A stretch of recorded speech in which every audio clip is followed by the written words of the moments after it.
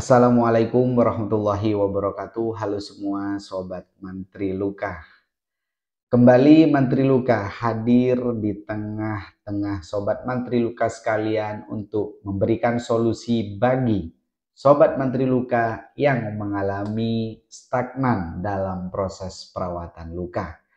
Dan di kesempatan kali ini saya akan membahas salah satu hal yang sering kali ditanyakan oleh Sobat Mantri Luka. Dan kalau tidak salah, ada 4 sobat mantri luka yang menanyakan perihal luka dekubitus. Dan salah satunya dari sobat mantri luka ingin menanyakan bagaimana proses atau step by step dari perawatan luka dekubitus. Apakah luka dekubitus boleh dicuci menggunakan sabun?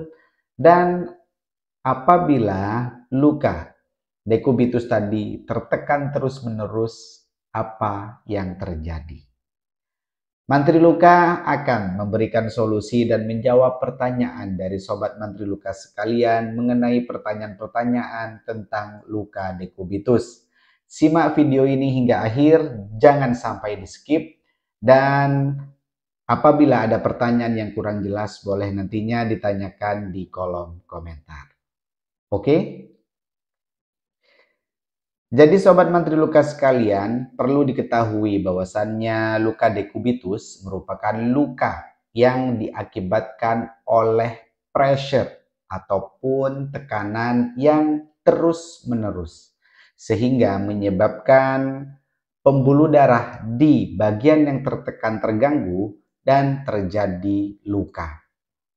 Biasanya luka dekubitus ini dimulai dari lecet, ya, dikarenakan kurang tepatnya proses perawatan mengakibatkan luka terjadi, ya, terbuka dan juga akhirnya menyebabkan luka sampai parah, dan biasanya apabila parah terjadi luka berlubang.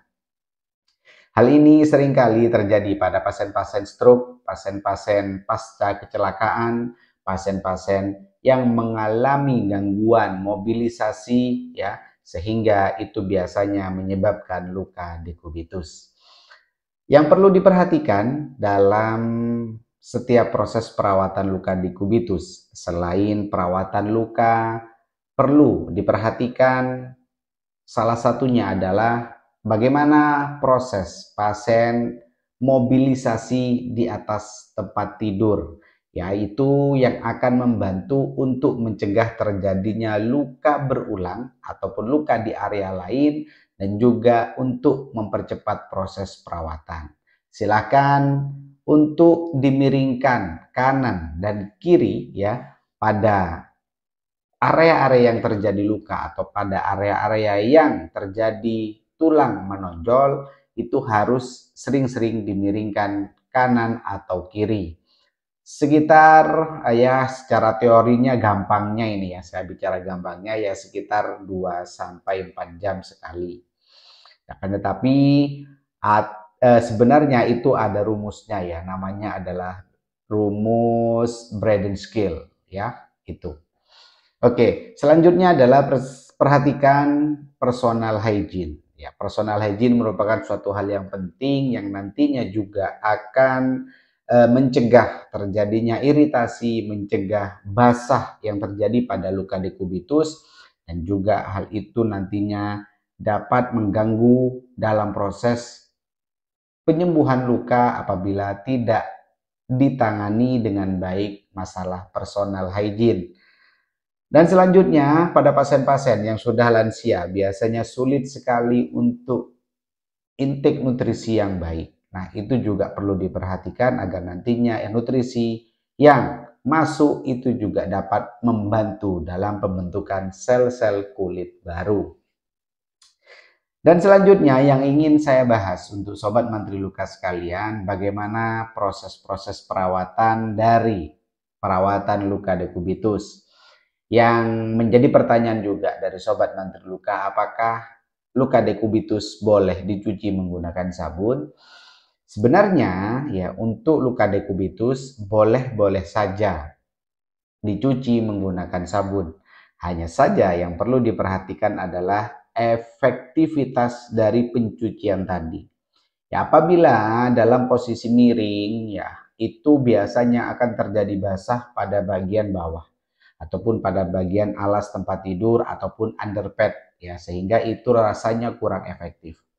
Saran saya adalah silakan untuk dicuci menggunakan antiseptik, ya, boleh cukup diirigasi atau cukup dengan dikompres, ya, menggunakan antiseptik. Dan memang terlebih dahulu kita harus bersihkan kotoran, bersihkan nanah, dan juga bersihkan jaringan yang mati pada bagian-bagian luka dekubitus tadi, yang biasanya memang terjadi pada area punggung, ya, pasien. Oke. Nah, cara mencuci menggunakan antiseptik itu akan lebih baik dan lebih efektif, dan juga kita dapat mempercepat dalam proses perawatan luka. Ya, diirigasi, dispray dan juga dikompres merupakan cara pencucian yang baik untuk luka dekubitus. Selanjutnya adalah kenapa luka dekubitus bisa terjadi yang awalnya progresnya baik, ternyata masih ada lubang yang belum menutup dengan jaringan luka.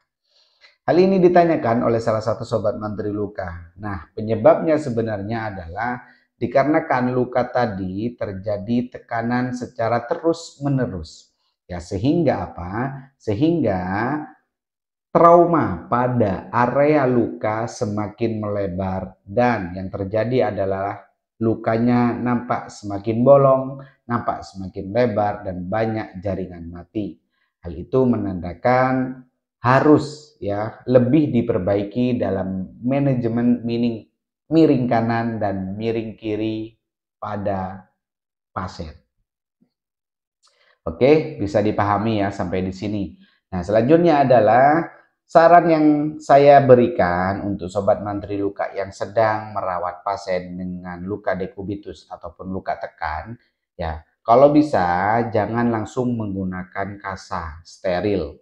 Ya, jadi gunakan modern dressing, contohnya adalah foam dressing, ya, yang biasanya baik sekali untuk menyerap cairan karena biasanya luka-luka dekubitus ini banyak sekali cairan yang keluar, sehingga hal tersebut dapat membasahi luka dan mengganggu dalam progres perawatan luka.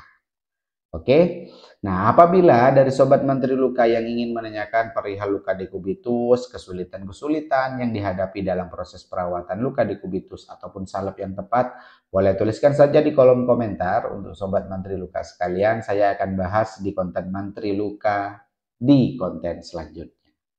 Terima kasih, itu dia saran saya dan jawaban saya mengenai masalah luka dekubitus. Semoga membantu dan semoga mengingatkan kembali tentang manajemen yang baik perihal luka dekubitus atau luka tekan. Mantri luka pamit undur diri, sampai jumpa di konten selanjutnya. Saya akhiri, wassalamualaikum warahmatullahi wabarakatuh. Ada luka, ingat mantri luka.